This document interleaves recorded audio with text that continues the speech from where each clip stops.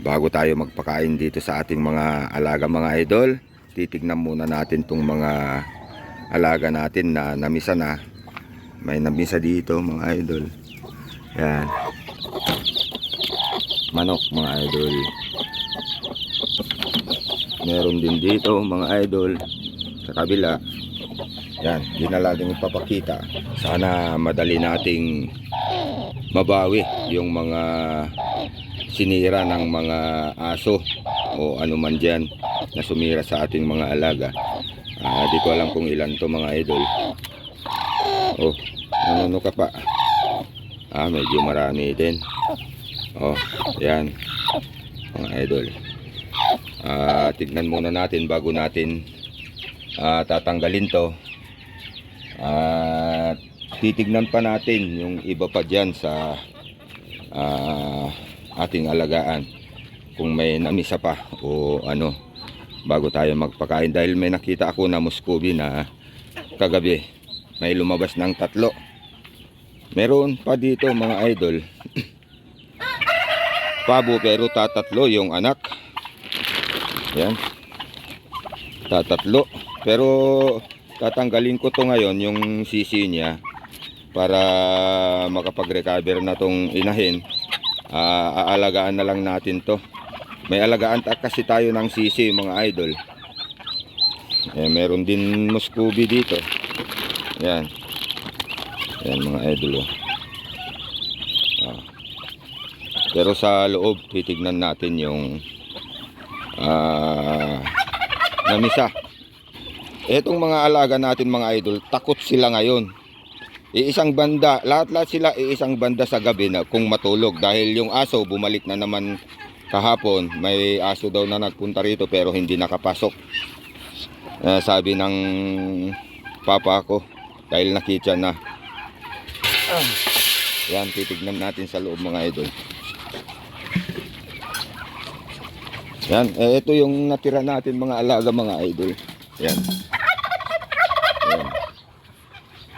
Pero papakainin natin mamaya itong mga alaga natin. Ayan, oh. Pero halos puro breeder na to natira mga idol, dahil yung mga walang pakpak pababa, yun ang nasira na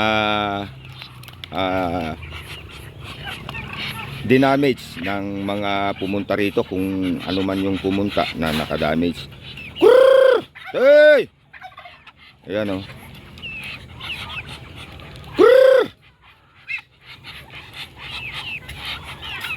Ayan.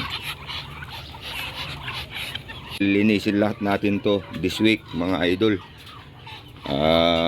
May nakita kasi ako rito dito, pero kailangan natin ng ilaw dito mga idol. Madilim kasi sa loob ayan. Ayan, marami na mga idol, pero marami pang hindi napisa. Yan, oh. Ayan. Pero titignan natin mamaya, kasi sobrang dami tong itlog dito mga idol. Kaya siguro maraming hindi napisa dyan, dahil yan, oh, marami. Yan. Dahil dito na natutulog yung mga manok. Lahat-lahat yung alaga natin dito na natutulog mula nung trahedya na dumating mga idol. At dito natin ilalagay yung mga namisa. Hindi ko pa kasi nagawa tong parang hatcher ko mga idol. Ito, pero gagawin ko this week. Basta meron din tayong mga alaga dito ngayon mga idol. Matagal kasi tayong hindi nag-update. Mula nung nagtrahedya tayo, hindi tayo naka-upload mga idol. Trahedya sa ating mga alagaan. Ayan, oh. Ito yung mga itlog na nawalan ng nanay. Dun sa incubator ko ito pinapisa mga idol. Yan. Ayan mga yan. At meron pa dun sa incubator, pero dahil matagal bago ko na incubator, dahil wala naman tayong incubator, nakabili muna tayo ng ordinary lang, yung tawag dito, manual na maliit para lamang yung mga natirang itlog within 4 days may pagpapapisaan tayo. Yung mga namatay ang may itlog sa kanila, ayan na yung mga itlog na napapisa natin, at yung mga hindi pala limliman nun na mimisa pa ngayon dun sa incubator mga idol. Ayan, kasi sa akin mas maganda pa rin yung organic na papisa. Kitang-kita naman na mas maganda doon kaysa sa incubator. Di ko lang alam kasi bago pa ako sa incubator na binili natin. Pero yung incubator na binili natin, pang papisa lang natin sa mga iniwan o kaya yung mga hindi linilimliman, doon natin ipapisa mga idol. Ayan, at magpapakain na tayo mga idol bago tayo pumunta sa ating taniman ng gulay. Yan o. Yan. Papakain muna tayo mga idol. Makikita doon sa Facebook natin yung mga na-damage na ating mga alaga. Marami kasi yung na-damage mga idol, kaya hindi ko na napakita sa YouTube. Ang Facebook page ko, kung gusto nyong makita yung mga nangyari sa ating mga alaga, Robert Aquino mga idol. Main account ko sa Facebook kasi may page pa tayo. Yan. Yan, magpapakain na tayo mga idol.